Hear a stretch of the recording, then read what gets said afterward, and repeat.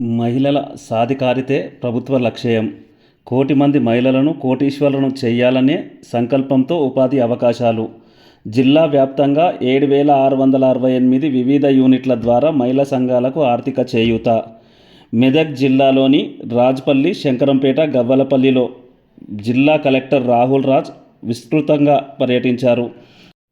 ప్రధానమంత్రి సూక్ష్మ ఆహార ఉత్పత్తి సంస్థల క్రమబద్ధీకరణ పథకం ద్వారా వ్యాపారాన్ని కొనసాగిస్తున్న ఆహార ఉత్పత్తుల కేంద్రాలను, ఇతర యూనిట్లను నేడు కలెక్టర్ రాహుల్ రాజ్ పరిశీలించారు.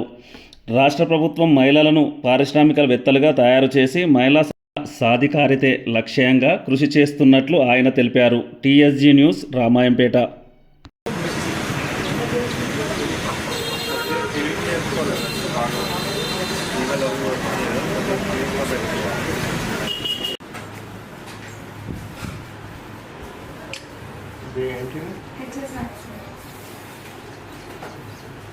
షాప్ గురించి అని ఏం కాదు, వాళ్ళు అగ్రికల్చర్కి సంబంధించి దాంట్లో తీసుకున్నారన్నమాట.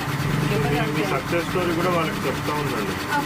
వాళ్ళు ఇప్పుడు కాకపోయినా నెక్స్ట్ అన్న వాళ్ళు ఏదో ఒకటి పెట్టుకుంటారు చిన్నది. మీకు లోన్ తీసుకుని ఎంత మంచిగా యూజ్ అయిందని కూడా వాళ్ళకి చెప్తా ఉందండి.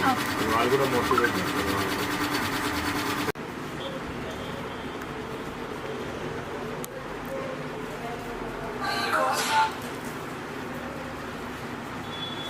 మీకు శారీస్ సూరత్లో దొరుకుతాయి.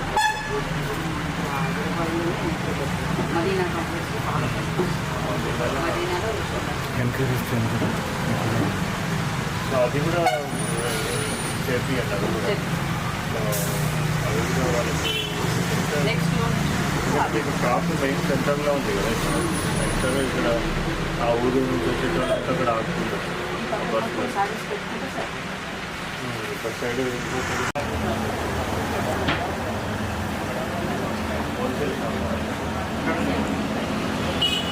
ఇంటి పనులు కట్టినప్పటి నుంచి పని కడుతున్నాయి. ఇంటి పనులు కడుతుంటే